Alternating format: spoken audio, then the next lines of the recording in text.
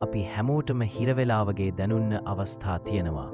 ඊළඟට කුමක් කල් යුතුදැයි නොදැන දැම් හෝ වැරදි තේරීමක් කිරීමට බියෙන්. මෙවැනි කාලවලදී මාටින් ලූත කිං ජූනියගේ එක් උපුටා දැක්වීමක් අපට සරල නමුත් බලවත් දෙයක් මතක් කර දෙයි. ඔබට මුළු පඩිපෙළම දැකීමට අවශ්‍ය නැත. පළමු පියවර තබන්න. අන්ධකාරයේ පඩිපෙළක පතුලේ සිටගෙන සිටින බව සිතන්න. ඔබට ඉහළ කොටස නොපෙනේ. නමුත් එය එහි ඇති බව ඔබ දනී. ජීවිතයත් එයාකාරයෙන්ම ක්‍රියාත්මක වේ.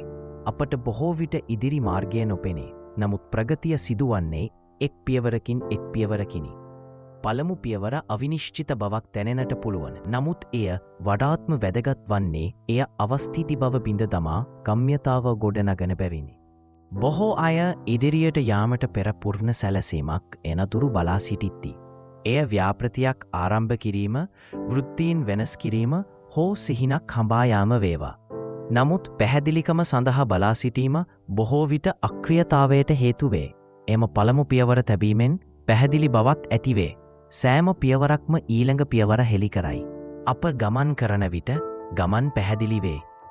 ශ්‍රේෂ්ඨ නහෝත්පාදකයින්, කලාකරුවන් හෝ නායකයින් ගැන සිතන්න. ඔවුන්ගෙන් කිසිවෙකුට ආරම්භයදීම සියල්ල සොයා ගැනීමට නොහැකි විය. උදාහරණයක් ලෙස ජේ.කේ. රෝලින් පළමු හැරී පෝටර් පොත ලියන විට ඇයට සාර්ථකත්වය පිළිබඳ සහතිකයක් නොතිබුණි. කුඩා පියවරක් පමණි, සෑම දිනකම පිටු කිහිපයක් ලිවීම. ඒ කුඩා ක්‍රියාව ලෝකයේ වඩාත්ම ආදරණීය කතාවලින් එකකට මඟ පෑදිය. ඉතිං ඔබට හිරවී හෝ අවිනිශ්චිත බවක් දැනෙන විට මතක තබා ගන්න, ඔබට සම්පූර්ණ මාර්ගය දැකීමට අවශ්‍ය නැත. ඔබ ඊළඟ පියවර තැබිය යුත්තේ එය කොතරම් කුඩා වුවත් ප්‍රගතිය ආරම්භ වන්නේ පරිපූර්ණ දැක්මකින් නොව අසම්පූර්ණ ධෛර්යයෙන්ෙන්.